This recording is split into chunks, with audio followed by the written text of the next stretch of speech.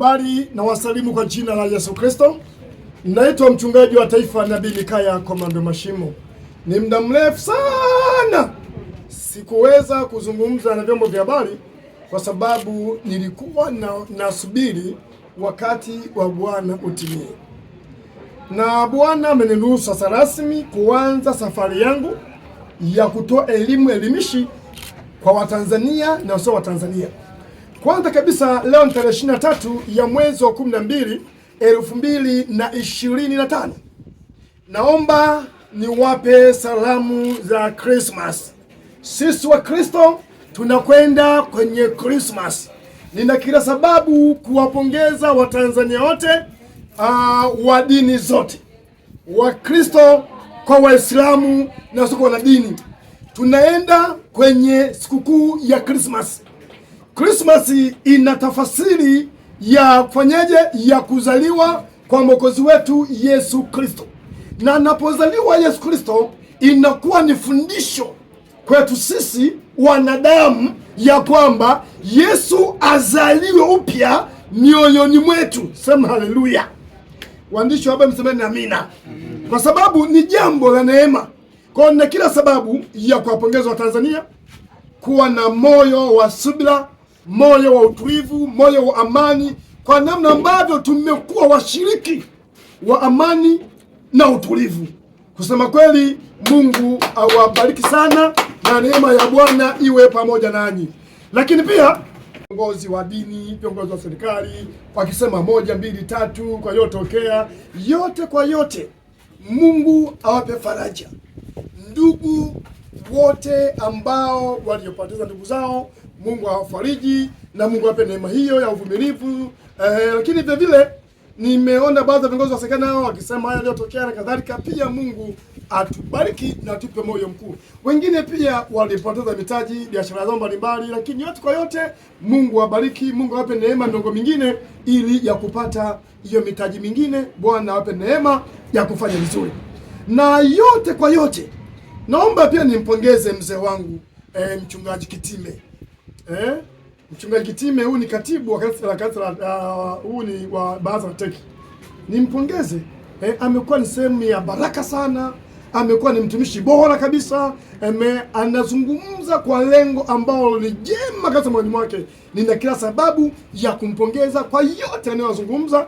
Amekuwa kama sauti ya Watanzania kwa namna moja au nyingine, kwa jinsi wanavyodhani ni watu wengine. Lakini niseme kwamba Mungu akubariki sana mchungaji au padri Kitime au Father Kitime. Mungu akubariki sana kwa maneno mengi yako, yamekuwa ni faraja kwa upande wa serikali, yamekuwa ni faraja kwa Tanzania. Mungu akubariki. Lakini pia naomba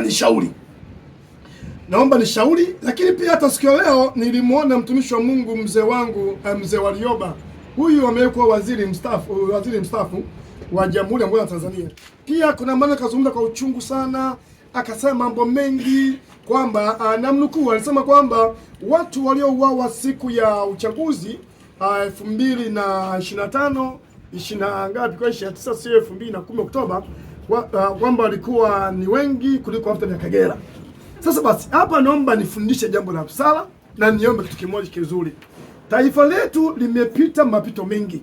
Hakuna mtu ambaye hana machozi, hana huzuni, lakini inatakiwa sasa viongozi wetu, wazee wetu, viongozi wa dini tusimame sasa kwenye msimamo wa pamoja wa kulifanya taifa kurudi kwenye faraja. Hivi leo mtu aliyefiwa na mtoto wake ukaendelea kumzungumzia habari ya msiba wa mtoto wake, ataendelea kuwa na maumivu, na ile maumivu muda mwingine yataleta chuki hata kwa Mungu mwenyewe, kwamba Mungu mambo unaruhusu. Tunajua. Lakini pia serikali nimeona kwa namna moja au nyingine inapambana sana ili kufanya namna gani ya kupata suluhisho la jambo hili. Nimeona pia kuna tume imeundwa ya jambo hilo.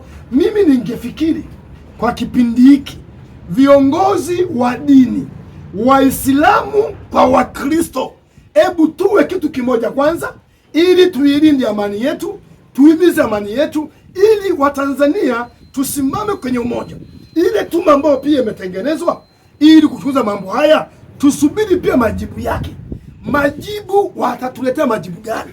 Mmepata tulivu? Sasa majibu ambayo atakuja kama ni tofauti na mtazamo wa Tanzania wote, tuna kila sababu ya kuhoji, ya kulalamika, kutoa maoni hayo. Ila kipindi hiki tunapokwenda kusherekea siku ya Christmas, mimi niombe viongozi wa dini zote tusimame kuwa washiriki wa kushiriki kwa ajili ya kuitunza amani ya nchi yetu. Na kama mnavyoona mambo mengi yametendeka, mambo yamezungumzwa mbalimbali, sikuwahi kuzungumza chochote, lakini leo naomba mjue, naanza rasmi na tunapoelekea yako mambo mengi Watanzania myajui, mimi nayajua na nina ushahidi nayo. Haya mambo haya yote nitaweka yote bayana, nitazungumza vyombo vya habari vitasikia, wananchi yatawafikia. Unajua kuna mambo ambayo hamwezi kujua wote, lakini naomba kwanza nirudi kwa kipindi hiki.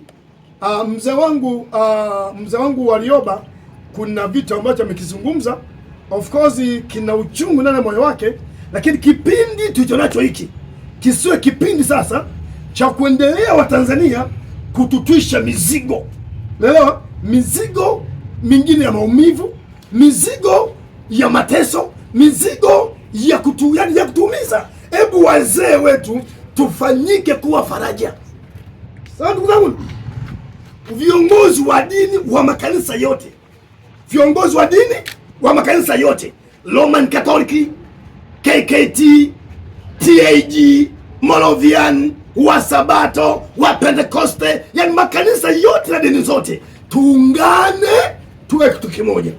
Kwanza tuilinde na kuitunza amani ya nchi yetu, na hakuna serikali ambayo iliyokamilika hapa duniani. Nisikilize, hakuna serikali yoyote iliyokamilika hapa duniani. Na tumeona Kongo mambo mengi yametokea, lakini nani alaumiwe? Jambo la busara, hebu tungoje wakati sikukuu ya Christmas iwe ni sikukuu iliyobeba kuzaliwa upya kwa Bwana wetu nani?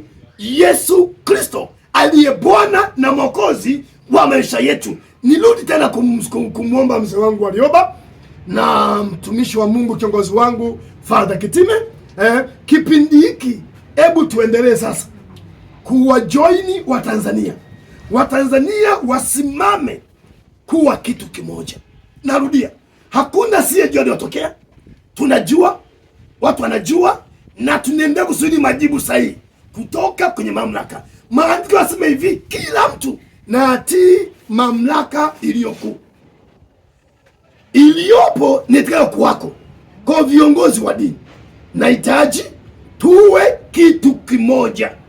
Viongozi wa dini zote tuwe kitu kimoja, kuilinda na kuitunza amani ya nchi yetu ya Jamhuri ya Muungano wa Tanzania. Hapa tu yalipotokea maandamano, kama mnakumbuka, ziko nchi zilishangilia, zilifurahi. Ina maana kumbe misiba kwa mwingine ni sherehe, kwa ajili ya chakula, kwa ajili ya ubwabwa, kwa ajili ya chochote. Kwa hiyo ndugu zangu ni wa Tanzania, mara nyingi nimezungumza, lakini leo ndo nafungua ukurasa wa kuzungumza. Sipo upande wote, siko upande wa viongozi wa dini, siko upande wa viongozi wa serikali, niko upande wa Mungu. Mungu ni Mungu mwenye dhamana ya nchi hii, na mimi kama mtumishi wa Mungu nitazungumza mengi, si leo tu, nitazungumza mengi hata muda unaokuja. Kwa hiyo viongozi wa dini, yako mambo nayajua, kuna mambo nyama yajui, mimi nayajua.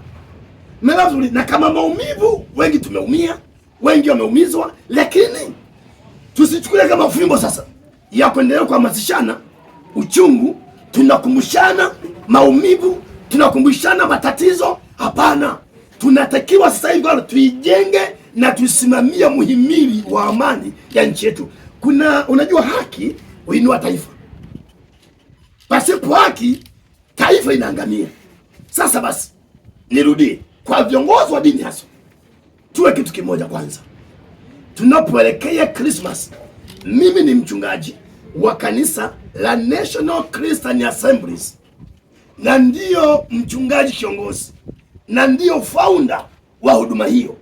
Ninapozungumza haya ninamaanisha, ebu tunapokwenda kusherekea sikukuu za Christmas, natamani kuona viongozi wa dini wakihubiri amani, wakihubiri utulivu.